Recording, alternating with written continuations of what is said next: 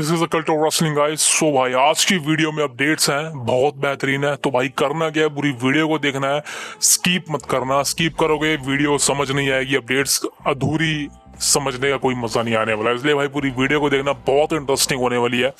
अब देखिए, सबसे पहले अपडेट की बात करें, ये है रिकोशी के बारे में। देखिए भाई, रिकोशी के बारे में एक अपडेट निकल के सामने आ रही है कि रिकोशी बहुत ही जल्दी, मतलब लगा लीजिए कि 1 महीने के बाद रिकोशी WWE कंपनी को छोड़कर चले जाएंगे। WWE कंपनी मतलब कुट कर देंगे, पूरी तरह से निकल जाएगा। अब रिकोशी का नाम सामने आया तो भाई ये देख के तो मैं झटका खा गया। मैंने कहा यार ऐसे कैसे हो सकता है यार, ये बंदा तो टेलीविजन पे दिख रहा है, इसकी फ्यूड चल रही है ब्रॉन ब्रेकर के साथ, एंड इसकी फियोंसे, इसकी वाइफ, एक वाइफ कह लीजिए भाई, कुछ भी कह लीजिए, समंथा अर्विन एक WWE कंपनी की बेस्ट अनाउंसर है। तो भाई इतना सब कुछ होने के बावजूद भी रिकोशी कंपनी को छोड़ के क्यों जाना चाहता है? अब सारी बात बताऊं मैं आपको भाई। PW इनसाइडर की रिपोर्ट है कि रिकोशी जुलाई के मंथ में WWE कंपनी को छोड़कर चला जाएगा, साइन नहीं करने वाला, या जो भी उसका कॉन्ट्रैक्ट है खत्म हो जाएगा। अब देखिए दोस्तों, यहाँ पर चीजें खराब हो रही हैं, बिकॉज राइट नाउ मैं आपको चीज बताता हूँ। रिकोशी मेरे को कैसा लगता है रेसलर। देखिए रिकोशी की बात करें तो भाई एक रेसलर है, एक कमाल का रेसलर है। जिन लोगों को हाई फ्लायर मूव वाले रेसलर पसंद है, जिन लोगों को पसंद है कि भाई उछल कूद करने वाले रेसलर पसंद है, जैसे कि रे मिस्ट्री हो गया, ये मतलब इस तरह के रेसलर पसंद है, उनको रिकोशी बिल्कुल पसंद होगा। आपको बता दूं, रिकोशी भाई 2019 से एक्टिव है कंपनी के अंदर, और भाई उस वक्त उसकी फ्यूड काफी अच्छी थी, एजे स्टाइल्स के साथ थी। आप खुद सोचो, उसका मैच हुआ था ब्रॉक लेसनर के साथ WWE चैंपियनशिप के लिए, वो फ्यूड अच्छी थी। तो देखा जाए तो रिकोशी मतलब उस तरीके का टैलेंट नहीं है कि आप उसको, उसकी कदर ना करो, उसको रत्ती भर फर्क नहीं पड़ता, भाई ऐसा नहीं है। और ऊपर से सबसे बेहतरीन बात है कि रिकोशी को रेसलिंग बहुत अच्छी करनी आती है। लोगन पॉल के साथ फ्यूड थी उसकी, बेहतरीन थी। लेकिन राइट नाउ दोस्तों चीजें सामने निकल के आ रही है कि रिकोशी की बुकिंग जो है वो सही नहीं है। अब देखिए, मैं इसके बारे में क्या सोचता हूँ भाई, बिल्कुल सही सोचता हूँ। रिकोशी की बुकिंग कहीं ना कहीं सही नहीं है। देखिए रिकोशी की बात करें, रिकोशी माइक पे अच्छा बोलता है, लेकिन उसकी ना इंसल्ट कर दी जाती है। बहुत लोगों ने उसकी इंसल्ट करी है जब रिकोशी माइक पकड़ता है। अब यहाँ पर मैं उसकी तारीफ नहीं करूंगा, बिकॉज रिकोशी कोई मेरा पसंदीदा सुपरस्टार तो नहीं है, कोई रेसलर नहीं है। लेकिन हाँ, जो चीज सही है वो सही है। लेकिन भाई रिकोशी को यहाँ पर अपने आप को प्रूफ करने नहीं दिया जा रहा है। दिस इज वाई रिकोशी यहाँ पे कंपनी को छोड़ के जाना चाहते हैं। और राइट नाउ भाई जो चीजें हो रही है रिकोशी के साथ, रिकोशी हारता जा रहा है हर मैच। वो स्पीड का चैंपियन था, उसको वहां से निकाल दिया गया। एंड दूसरी बात करें, रिकोशी को कभी भी माइक पे बोलने नहीं दिया जाता, बिकॉज कहीं कहीं खासकर ट्रिपल एच को लगता होगा कि भाई माइक पे नहीं बोल पाएगा ये। लेकिन कहीं ना कहीं भाई मौका देना चाहिए, हर सुपरस्टार को मौका देना चाहिए। राइट नाउ समंथा अर्विन का भाई एक बॉयफ्रेंड है, अब उसके आगे क्या है मुझे नहीं पता, लेकिन भाई कंपनी को निकलने वाला छोड़ के। अब ये सेम सिचुएशन एडम कोल वाली है।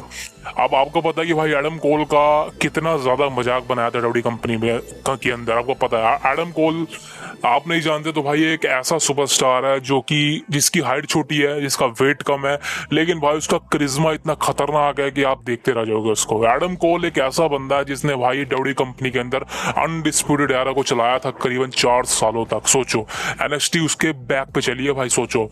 और WWE कंपनी के अंदर उसकी बहुत मजाक उड़ाया गया है, पैट मैकअफे के थ्रू, माइकल कोल के थ्रू, विंस मैकमैन के थ्रू, और कभी भी एडम कोल की उतनी रिस्पेक्ट उसको नहीं दी जितनी वो डिजर्व करता था। This is why Adam Cole ने 2021 में कॉन्ट्रैक्ट रिसाइन नहीं करा WWE कंपनी के साथ, और WWE कंपनी को छोड़ के वो चला गया। और this is why same situation यहाँ पे रिकोशी के साथ बनेगी, बिकॉज ये वो सुपरस्टार है जो परफॉर्म करना चाहते हैं, ये वो सुपरस्टार है जो मौका चाहते हैं कि WWE कंपनी उनको मौका तो दे प्रूव करने का। ये क्या कर सकते हैं? बिल्कुल भाई मैं मानता हूं। देखिए, अगर आप रे मिस्ट्रियो जैसे सुपरस्टार को मौका दे सकते हो, तो भाई आपको सारे सुपरस्टार को मौका देना चाहिए जो हाई फ्लायर मूवी इस्तेमाल करते हैं। रिकोशी बहुत बेहतरीन सुपरस्टार है, बहुत बेहतरीन रेसलर है, और कमाल की रेसलिंग कर सकता है। इवन वो एक हार्डकोर रेसलिंग भी कर सकता है। लेकिन भाई सबसे मेन बात है कि फैंस का रिएक्शन उसको मिलना चाहिए, और फैंस का रिएक्शन मिलता है उसको भाई, अच्छा रिएक्शन मिलता है, बस उसको थोड़ा प्रूफ करवाओ। और बहुत से लोग कहते हैं कि भाई फैंस का रिएक्शन मिले तो ही कामयाब होगा। यार WWE कंपनी ना एक वो कंपनी है जो किसी को भी स्टार बना सकती है, आपको पता है। WWE कंपनी किसी को भी स्टार बना सकती है, मैं आपको लिख के दे रहा हूँ। और अगर आप सोच रहे हैं आज की डेट के अंदर कि कोई आपको मैं एक छोटा सा एग्जाम्पल बताता हूँ। आपको पता है कि अल्फा एकेडमी के अंदर एक सुपरस्टार है, वो चाइनीज सा कौन है, वो आपको मैं शक्ल दिखा दूंगा भाई, ये कौन है इसका नाम भूल गया मैं। लेकिन कैन यू इमेजिन कि इस बंदे को भी WWE कंपनी एक बड़ा सुपरस्टार बना सकती है? बिल्कुल बना सकती है। बस क्या चाहिए, WWE कंपनी को इसमें पैसा दिखना चाहिए। जिस दिन डब्ल्यू कंपनी को इसमें पैसा दिख गया भाई, ये बंदा हो सकता है इंटरकॉन्टिनेंटल चैंपियन भी बन जाए। सोचो, can you imagine that? Can यहाँ पर बात हो रही है कि डब्ल्यू कंपनी किसी को भी सुपरस्टार बना सकती है, किसी को भी बिगेस्ट रेसलर बना सकती है। लेकिन बात करें राइट नाउ रिकोशी की न्यूज कंफर्म है, रिकोशी यहाँ पे डब्ल्यू कंपनी को छोड़ के जाने वाला है दोबारा से। रीसाइनिंग वगैरह ऐसा कुछ भी नहीं है। अब मैं तो ये सोच रहा हूँ कि भाई समंथा अरविंद का क्या होगा, कोई नया बॉयफ्रेंड मिलेगा या फिर यही, I don't know man, I don't know. But हाँ, चीज़ें कहीं ना कहीं रिकोशी के लिए ठीक नहीं है, बिकॉज डब्ल्यू कंपनी को कोई फर्क नहीं पड़ेगा उसको, आई डोंट थिंक सो। और आपको कुछ हफ्ते और रिकोशी पर ब्रोन ब्रेकर अटैक करते नजर आने वाला, because same situation Dean Ambrose के साथ करी थी इन्होंने 2019 के बारे में। So this is the main topic. अगली अपडेट की बात करें है none other than the Viper, the legend killer, apex predator of WWE, Randy Orton. आपको पता है कि भाई रेंडी ऑर्टन का लास्ट मैच था सऊदी के अंदर एंड गुंथर के अगेंस्ट, जिसको वो हार चुके थे। कंट्रोवर्शियल था मैच, लेकिन भाई ऑर्टन देखा जाए तो हार चुके थे। अब ऑर्टन के हारने की सबसे बड़ी वजह थी कि उनकी इंजरी, उनकी लेग इंजरी, जो भी आप कह लीजिए। अब सबसे बड़ी बात है कि भाई लेटेस्ट रिपोर्ट के अनुसार ये माना जाए तो भाई रेंडी ऑर्टन यहाँ पे इंजर्ड है। अब इंजरी कैसी है? वो इंजरी नहीं है कि रेंडी ऑर्टन दोबारा से गायब हो जाएंगे, ऐसा कुछ भी नहीं है भाई। Orton is fine, Orton is biggest fine, Orton बिल्कुल ठीक है। ऐसा नहीं है कि वो डब्ल्यू कंपनी में कम्पीट नहीं कर सकते। एक छोटी मोटी इंजरी थी जिसको स्टोरी लाइन में कन्वर्ट किया गया एंड उसके बाद सबको बताया गया कि the Viper Randy Orton injured है, लेकिन ऐसा नहीं है दोस्तों।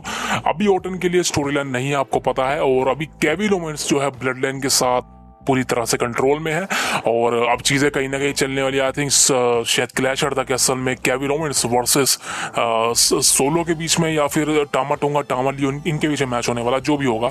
लेकिन हाँ, रेंडी ऑर्टन अब कहीं ना कहीं भाई मैं चाहता हूँ कि केविन ओवेंस से उसको अलग करो। ये जो टैग टीम बना रखी है ना, ये सही में घटिया लग रही है। और सबसे मेन बात भाई, रेंडी ऑर्टन एक हील सुपरस्टार है, उसको हील बनाओ भाई। उसका हील जो पर्सोना है ना, उसकी बात ही अलग है भाई, उसको कोई भी मैच नहीं कर सकता। तो दिस वाई ऑर्टन का जब भी रिटर्न हो उसको एक सिंगल फ्यूड में जाना चाहिए। और आपको बता दूं ऐसा ही होगा।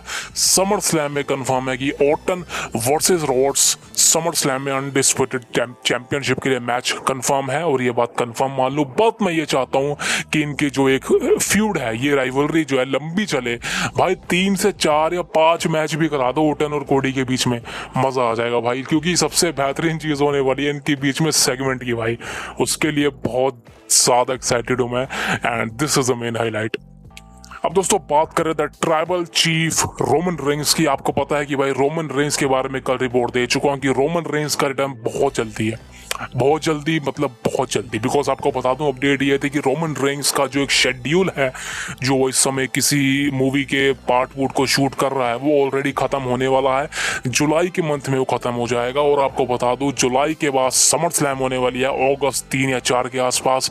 और राइट नाउ प्लान वही है जो मैंने आपको बताया था। रोमन रेंस का रिटर्न आपको Summer Slam Browns stadium Cleveland में biggest premium live event after WrestleMania में देखने को मिलने वाला है। और Roman Reigns the tribal chief यहाँ पे क्लियर कट भाई एक अनएक्सपेक्टेड रिटर्न करेगा।